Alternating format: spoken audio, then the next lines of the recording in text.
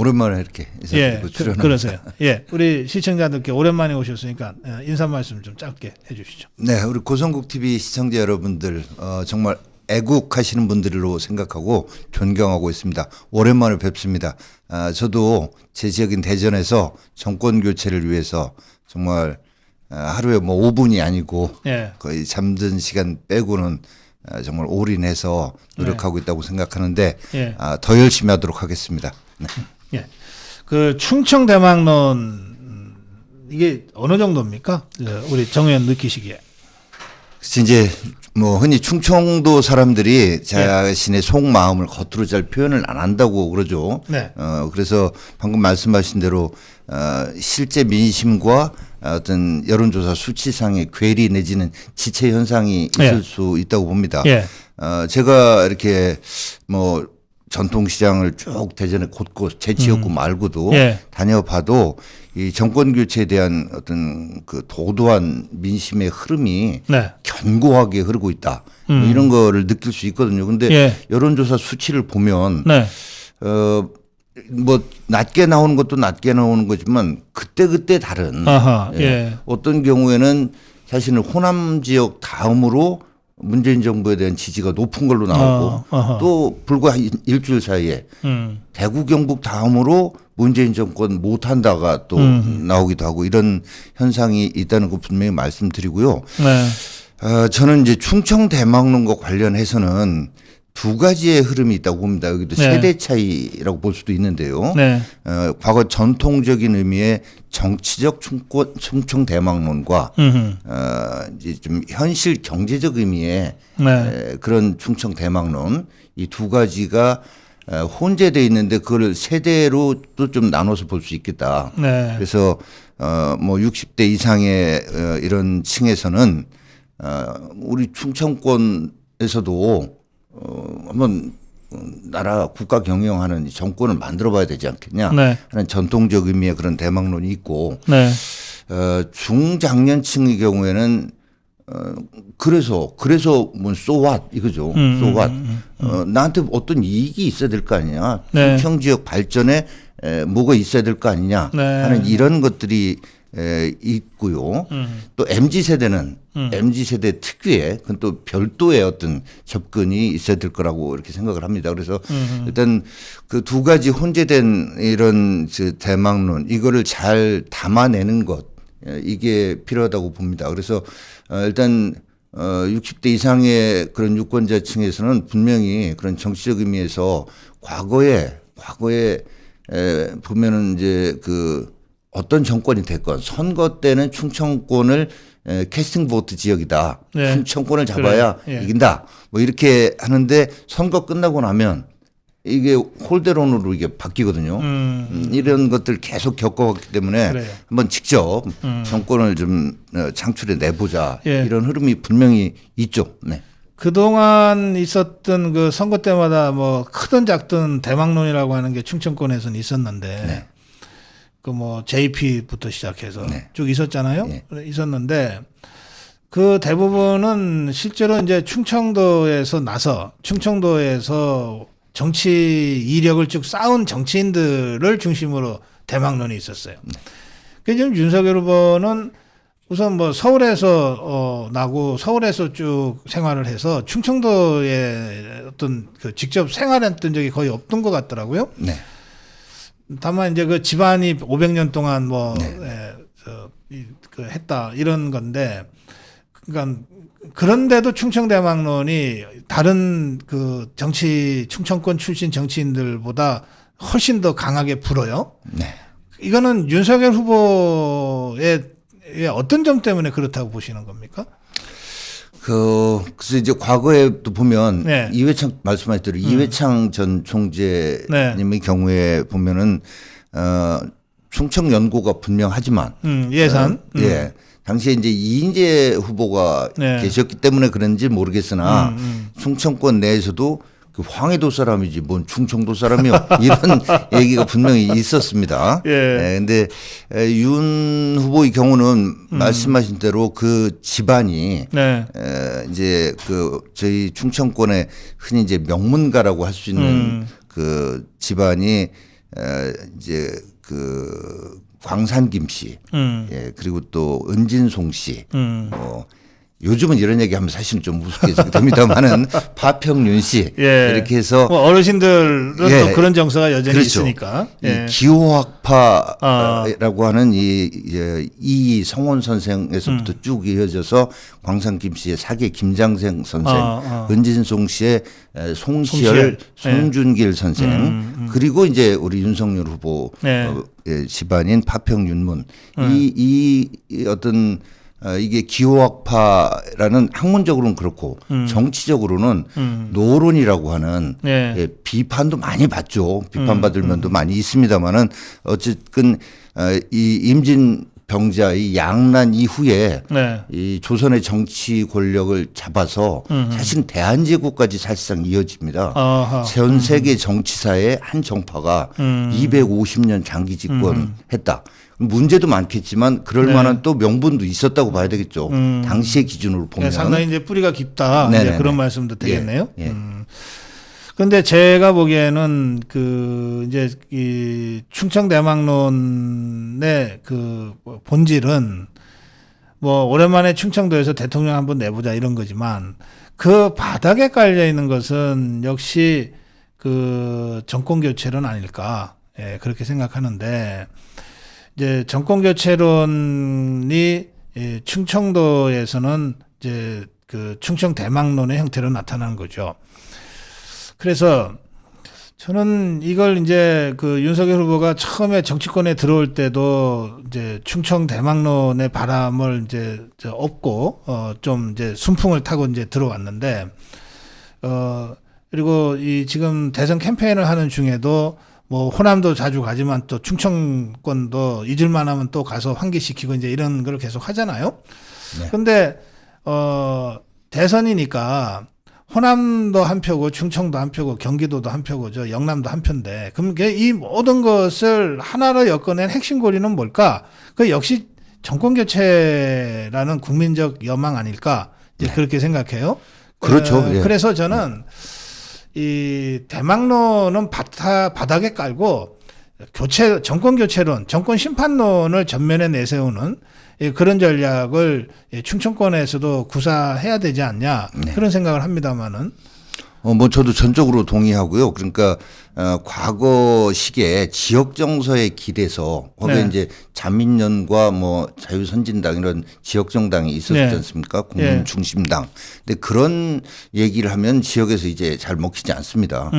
그런 단순한 지역 연고에 바탕한 충청 대망론이 아니라 아까도 말씀드렸습니다마는 정치적인 의미와 경제적인 의미를 좀 나눠서 봐야 되는데 일단 정치적인 의미 말씀드리자면 지금 구 박사님께서 말씀하신 정권 교체. 근데 그걸 충청 정신하고 좀 연결해 보자면 충청 정신을 흔히 그동안에 이제 우리 연세 드신 전통적인 세대분들은 의와 예라고 흔히 얘기합니다. 기호학파의 정신이기도 하고. 그래서 그 의와 예라고 하는 측면에서 볼 때 이 좌파 정권이 하고 있는 일들이 요즘 말로 하면 공정하지 못한 거고요. 내로남불한 거고 이런 것들이 의가 아니고 예가 아니다라고 보는 거고 그런 면에서 정권이 이런 정권이 계속돼서는 안 된다. 그에 반해서 윤석열 후보에 대해서 지금 갖고 있는 기대가 공정과 상식을 본인이 얘기를 하고 검찰에 있을 때부터 불의에 대해서 맞서는 이런 모습을 보고 이게 어떤 우리 충청도의 어떤 자존심을 좀 살려줄 사람이 아닌가 이런 것들하고 이렇게 접목이 돼서 정권 교체를 윤석열을 통해서 꼭 이루자 이런 식의 형태로 정치적 충청 대망론이 나오고 있는 거다 이렇게 보고 있습니다. 우리 저 댓글에서도 이게 그 무슨 지역주의로 전락할 위험성도 조금 있는 이런 어떤 지역 대망론보다는 모든 지역이 공통으로 공감하고 함께 나갈 수 있는 정권 교체론으로 바람을 일으키는 것이 필요하다. 뭐 이런 의견들을 많이들 이제 보내주고 계십니다. 저 TV 토론 엊그저께 있었던 TV 토론도 보셨을 텐데 다들 좀 조마조마한 마음으로 봤는데 토론 끝난 다음에는 다들 가슴을 쓸어내리고 아이고 잘했다 뭐 그러시더라고요. 어떻게 보셨어요? 예, 뭐 저도 뭐 봤습니다만 저는 조금은 편하게 본 것이 예. 제가 이제 경선 과정에서 그때 제가 이제 윤석열 후보의 상임 정무특보 자격으로 네. 윤 후보를 이제 서포트를 해드렸는데 네. 그때 이제 TV 토론이 그때는 사실은 거의 이틀도리로 있었습니다. 19번인가 TV 토론을 경선 과정에서 했거든요. 예. 그때 제가 이제 정치 분야의 TV 토론 서포트 총괄을 제가 했습니다. 그러셨어요. 예. 예. 그래서 뭐 이제 후보하고 자주 TV 네. 토론 때문에 자주 아무튼 만나서 같이 이런 대화도 하고 이렇게 뭐 이렇게 의견도 조율하고 네. 또 뭐 연습이라면 뭐하지만 아무튼 그런 과정을 쭉 거쳤기 때문에 예. 이분이 정말로 학습 속도 흔히 말하는 네. 이게 빠르고 그리고 생각이 본인이 각 분야에 대해서 기본적인 관점의 정리가 이미 명확하게 끝나 있는 분이라서 아무튼 뭐 이런 저 정보나 이런 것들이 가서 이렇게 체계적으로 접목만 된다면 그거를 풀어내는 역량 이런 것들이 기본적으로 상당히 갖춰진 분이다. 몸에 밴 어떤 그런 본인만의 리더십이 있는 네, 이런 적이라서 이게 아무튼 화면을 통해서 잘 나오도록 이렇게 조금 연출만 된다면 네. 어떤 사람하고 TV 토론을 해도 절대 밀리지 않을 거다라는 그런 확신을 그 예선전 과정에서 저는 이미 가지고 있었거든요. 네. 네, 그래서 무슨 그래서 뭐 전 긴장을 그렇게 하지 않고 봤습니다만은 예. 오히려 이재명 후보가 제가 볼 때는 이 내적으로 뭔가 동요하고 있고 위축돼 있고 뭔가 상당히 신경이 쓰이는 이런 것들이 있는 심리 상태 아닌가 하는 네. 그런 점들이 느껴졌고 그거에 비교해 상대적으로 상당히 자신이 있고 여유롭고 당당한 예. 이런 모습이 흔히 TV의 이미지라고 하지 않습니까? 네. 내용도 내용이지만 이미지 면에서 완전히 압도한 그런 토론이 아니었나 이렇게 생각을 합니다. 근데 이제 오늘 아침에 보니까 어제 그 홍준표 의원이 이제 지금 상임고문 선대본 상임고문 맡으면서 이제 원팀 합류한 후에 그 홍준표 의원하고 그 대화하던 그 청년의 꿈 그 플랫폼에 네. 이제 윤석열 후보가 그런 것도 모르냐 뭐 이런 식의 뭐 질문성 비판이 올라오자 네. 아니 그 대통령 될 사람이 철학이 단단하면 됐지 이렇게 그 윤석열 후보를 변호하고 옹호하더라고요. 네. 근데 제가 아까도 논평을 그렇게 했습니다만 같은 말도 누가 하는가에 따라 확 다르잖아요. 그걸 홍준표가 하니까 그렇게 보기가 좋고 듣기가 좋은 거야. 그렇죠. 네. 사실 홍준표 의원이 워낙 목리를 막 부리고 그래가지고 다들 야 정리하자 그랬거든. 네. 근데 그럴 때도 제가 그랬어요. 아니 이준석이 같은 자도 지금 포용해서 가는 판에 왜 홍준표 의원 하나를 포용 못하냐. 근데 결국은 저 윤석열 후보의 그런 그 포용하는 리더십, 통합적 리더십이 이제 빛을 발하게 됐다. 이제 그런 평가를 지금 와서는 할 수 있을 것 같아요. 네. 그 이제 누구라도 지금 이번 선거가 체제 전쟁의 선거로 저는 보고 있는데 예. 그래서 이 체제를 지켜내지 못한다면 진짜 우리 민족 5천년 역사에 이 70년 자유민주주의 체제를 선택한 이후에 네.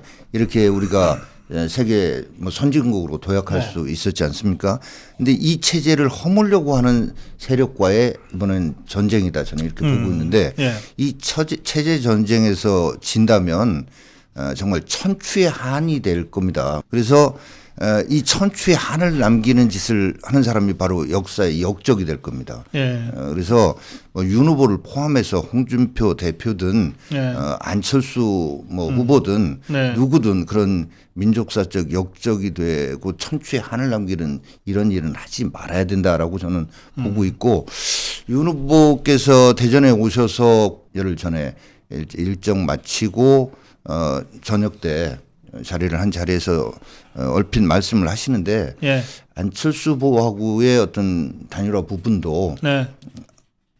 흔히 이렇게 우리가 이렇게 정치 공학적 수준에서 접근하는 게 아닌 아주 큰 차원의 예. 그림을 가지고 계시구나 하는 거를 이제 얼핏 네. 자세한 말씀은 안 하셨습니다만은 하는 걸 보고 이렇게 네. 제가 이분이 정권 교체라는 이 시대의 대의에 대한 인식이 명확하게 돼 있구나 하는 그래요. 이런 것들을 좀 느꼈습니다. 예. 네. 우리가 좀 간과하기 쉬운 부분을 지금 우리 정영기 의원님 말씀해 주셨는데 사실 윤석열 후보와 안철수 후보는 우리가 아는 것과는 달리 꽤 오래전에 상당히 서로 신뢰하는 관계였어요. 네. 그래서 그러니까 어떤 정치인 또는 당 대표가 공천을 그렇게 적극 권유할 정도 관계는 보통 관계가 아니거든요. 네. 예, 그러니까 그건 깊은 신뢰가 있다는 거예요. 예, 벌써 몇 년 전에 두 사람은 그런 관계였기 때문에 그걸 우리 일반인들이 잘 몰라서 그런 것이지. 저는 그런 면에서는 윤석열 후보나 안철수 후보가 각각 상대방에 대한 그런 신뢰와 큰 그림을 가지고 움직일 거라고 저도 막연하지만 짐작을 해요. 네. 예, 우리 정영기 의원이 그 점을 말씀을 해주셨는데 아주 반갑네요. 네. 단일화가 되면 뭐 정권 교체는 정말 100% 확실한 거 아닙니까? 압도적으로 이길 수 있고. 네. 또 저 좌파들이 지금 자기들 마지막 수단이 단일화 방해한 다음에 분열시키고 난 다음에 부정선거 해갖고서 핑계를 분열된 우파한테 돌리면서 다시 한번 정권 도둑질한다 이건데 이거를 원천적으로 못하게 만드는 가장 효과적인 수단도 단일화란 말이에요. 네. 예. 제가 천추의 한이라는 표현을 쓴 게 바로 그런 여지를 남겨두고 선거에 돌입하는 이거를 막아야 된다. 어제 오늘 윤상현 의원도 공개적으로 단일화 얘기를 했고 또 지도부 중에 한 사람인 정미영 최고위원도 단일화 얘기를 라디오에 가서 했어요. 우리 정영기 의원도 지금 단일화 얘기를 하신 거예요. 어제 지난주까지만 해도 단일화 얘기는 어떻게든 안 했거든요. 네. 여러 가지 전략적 고려 때문에. 이제 단일화를 향한 우리 당 안팎에 또 윤석열 후보 캠프의 윤석열 후보 주위에 주요한 역할을 하는 사람들 사이에서도 이제 슬슬 이걸 공론화하고 구체적으로 행동에 옮길 때가 됐다. 이런 판단을 하시는 겁니까 그러면? 시기가 시간이라는 게 있지 않습니까? 법에 정해진 법정 정치 일정 이런 것들을 고려하지 않을 수가 없겠죠. 그리고 거기에 부수되는 여러 가지 현실 정치적인 제약도 있습니다. 그런데 사실은 그런 것들을 고려하지 않을 수는 없는데 그걸 이용해서 어떤 압박을 하고 일방이 완전히 정치라는 게 사람끼리의 상대성이 있는 거 아닙니까? 근데 완전한 어떤 굴복 내지는 무조건적으로 뭐 이런 식의 일방적 양보. 그럼요. 그게 바람직하냐. 그리고 그렇게 됐을 때 실제로 단일화가 이루어지더라도 시너지 효과가 나타날 수 있겠는가. 1+1이 2가 아니고 4, 5, 6, 7, 10까지 될 수 있는 게 정치인데 그렇게 되면 1+1이 됐는데 2도 안 되는 이런 것도 생각을 해야 되지 않겠습니까? 그래서 국민들이 보시기에 이야 참 멋있다. 정치 멋있게 하네. 이런 모습으로 단일화가 돼야 된다. 그런 것들을 그래서 주위에서 단일화의 필요성을 뭐 얘기하는 거 좋습니다만 저도 얘기를 합니다. 그게 안 돼서 천추의 한을 남기면 안 된다. 다만 윤 후보께도 너무 압박하는 그게 아니고 이미 다 어떤 모양새의 단일화여야 되는지에 대해서도 정리를 하고 있는 것 같다라는 게 제 판단입니다. 알겠습니다. 우리 정영기 의원이 나오셔서 우리 자유파 국민들께 아주 큰 희망을 주고 주시는 것 같네요. 제발 이렇게 되기를 간절히 소망합니다. 우리 제 고성국 TV 시청자분들과 함께 다 바라는 바라고 생각합니다. 예. 이제 정치권에서 또 국민의힘이나 윤석열 후보 캠프에 있는 분들은 아무래도 그럼에도 불구하고 굉장히 조심스러울 수밖에 없죠. 그리고 이것은 후보의 결단으로 이루어지는 일이기 때문에 괜히 앞에서 뭐 초치듯이 해서 후보 결단의 그 엄중함을 깎아먹거나 이런 행동을 해서는 안 되겠죠. 그러나 동시에 또 국민의힘 소속도 아니고 뭐 윤석열 선대본의 무슨 역할을 하고 있는 사람들도 아닌 우리 자유파 진영의 그 자유파 시민사회 단체들. 그다음에 사실 뭐 우리공화당이나 국민혁명당이나 또 자유민주당이나 이런 자유파 단체들과 정당들이 있잖아요. 이런 쪽에서는 단일화를 위한 행동을 이제 오늘부터 시작하거든요. 예. 예, 그러한 행동들이 저는 그 건강한 이 긴장과 압박이 될 수도 있다 생각해요. 네. 그리고 이렇게 해서 전체적으로 분위기를 잡아가는 것을 윤석열 후보나 안철수 후보가 잘 활용해서 선용해서 좋은 방향으로 풀어가면 모두가 다 윈윈할 수 있지 않냐 그런 네. 생각도 합니다. 뭐 저도 그런 분들이 저도 사실은 그 당이 가장 어려울 때 네. 우리 구 박사님께서 누구보다 잘 아시지 않습니까? 그 임명진 비대위원장님 뭐 시절에 정우택 원내대표 모시고 제가 원내 수석 대변인 했었고 또 황교안 대표 시절에 나경원 원내대표와 함께 제가 정책위 의장을 맡아서 참 아스팔트에서 같이 뭐 목소리를 높이는 그랬죠. 그런 투쟁도 했고 그것 때문에 지금도 제가 패스트트랙 재판 뭐 한 달에 한 번씩 이렇게 받고 있습니다만은 아무튼 그렇게 했던 사람으로서 우리 당이 가장 어려울 때 또 대한민국이라고 하는 체제가 가장 흔들릴 때 힘을 모아주셨던 분들입니다. 그분들 애국자십니다. 그럼요. 그리고 지금도 부정선거를 막는데 온몸을 던져서 지금 이번 대선의 부정선거의 요소를 어떻게든 막아야 된다고 목소리 높이고 자기를 어떻게 보면 희생시키면서 하시는 그분들 존중해야 된다고 저도 생각하고요. 어쨌거나 다만 이제 전체적으로 승리하는 게 가장 중요하니까 단일화가 국민들 보기에 정치공학적으로 나눠먹기 하네. 그리고 우리 일부 우파 분들 보시기에도 지들끼리만 나눠먹기 하네. 이런 모양새면은 아까 말씀드린 대로 시너지 효과를 못 낸다고 봅니다. 그래요. 그런 것을 넘어서는 정말로 아까 거듭 말씀드립니다만 우리 민족이 살 길을 찾아내는 앞으로 지난 70년 그렇게 살아왔는데 앞으로 우리는 어떤 라이프 스타일을 살아갈 거냐 어떤 체제 속에서 이런 차원에서 볼 때 아 잘하네 저렇게 가야지 이렇게 하는 이런 모습으로 해야 된다고 봅니다. 우리 정영기 의원이 말씀하시니까 참 그때 생각이 나네. 4년 전, 뭐 3년 전, 그 우리 박근혜 대통령 탄핵당하고 당이 정말 공중분해 위기에 처해 있을 때, 그때 그 정우택 당 대표 권한대행 원내대표와 수석 부대표로 호흡을 맞춰서 그 다음에 나경원 대표 체제 때는 이제 정책위 의장. 그때도 사실 여러 사람이 강권하는 바람에 맡았어요.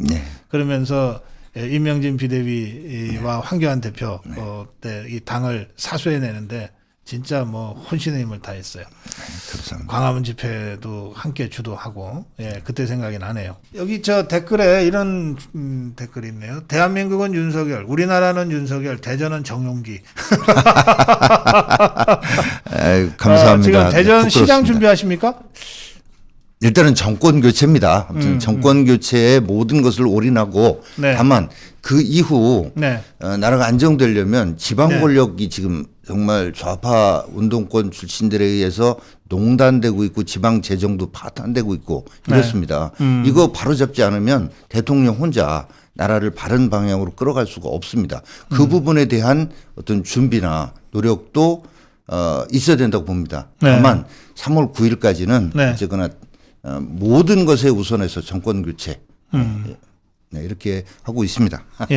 지금 뭐 이 3월 9일 대선이 끝나자마자 지방선거 체제로 재편할 수밖에 없거든요. 6월 1일이 지방선거니까. 시간이 사실 너무 짧습니다. 그래서 지방선거를 준비하는 분들은 대통령 선거가 있는데 정권 교체가 있는데 무슨 네 선거야 뭐 이렇게 이제 야단들을 하실지 몰라서 굉장히 조심스럽게 하지만 참 어떤 때 민망한 상황도 있습니다. 그럼요. 그러나 지금 지방 권력을 전부 뺏긴 상태이기 때문에 지방 권력을 되찾아오는 것은 대통령 선거 다음으로 중요합니다.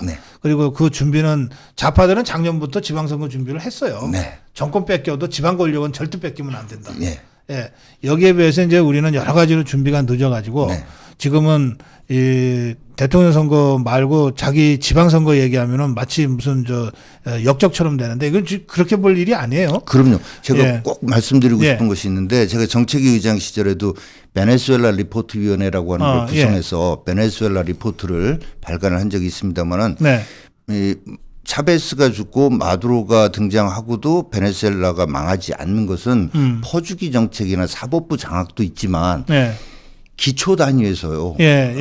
소위 이제 주민 평의회라고 하는 우리로 말하면 지금 기존의 주민자치위원회를 다 이 좌파 단체장이 장악한 데는 주민자치회의로 이렇게 바꾸고 있습니다. 예. 인원을 대폭 늘리고 거기에 사업권을 주고 이권을 줍니다. 네.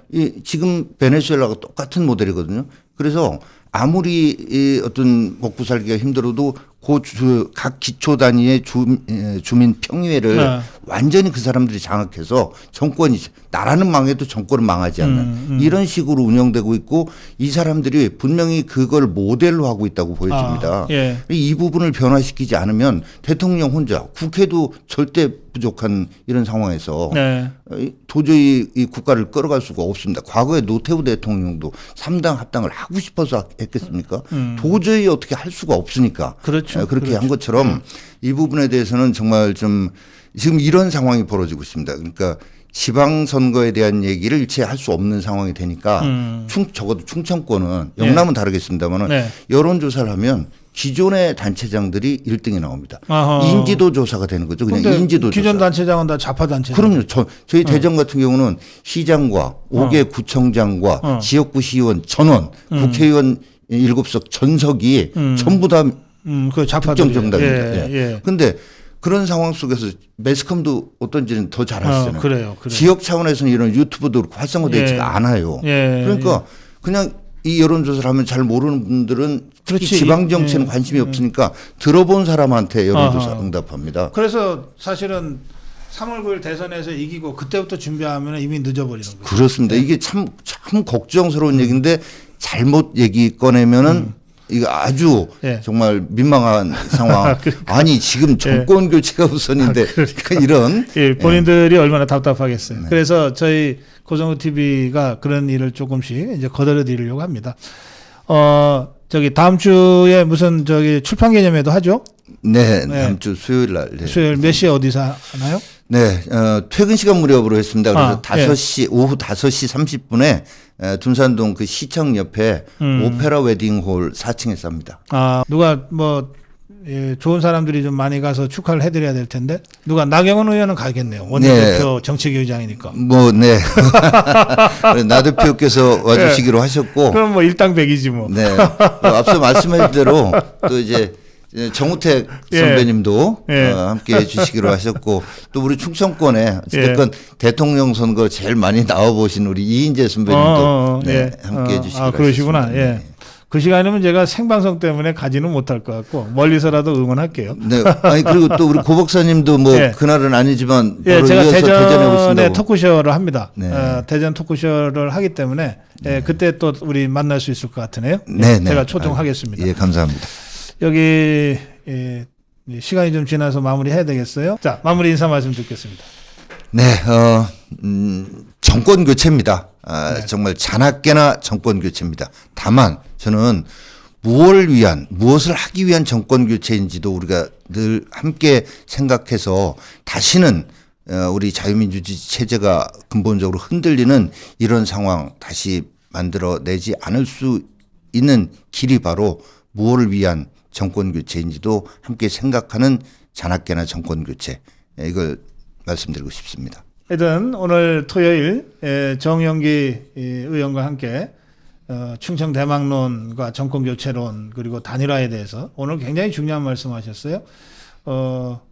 윤석열 후보가 단일화에 대해서 아주 그 큰 그림을 나름 갖고 계신 것 같다. 네. 이게 이제 정영기 의원이 자세한 말씀은 드리지 못하지만 하면서 전해주신 말씀입니다. 그 말씀대로 정영기 의원의 전언대로 아주 아름다운 단일화, 멋진 단일화를 통해서 확실한 정권교체, 압도적 차이의 정권교체를 통해서 무너진 나라를 바로잡는 그런 날이 오기를 다들 염원하면서 오늘 방송 마무리하겠습니다. 자, 정영기 의원님 고생하셨습니다. 네, 감사합니다. 좋은 주말 되시고 저는 월요일 날 아침 생방송으로 여러분 다시 뵙겠습니다. 고맙습니다.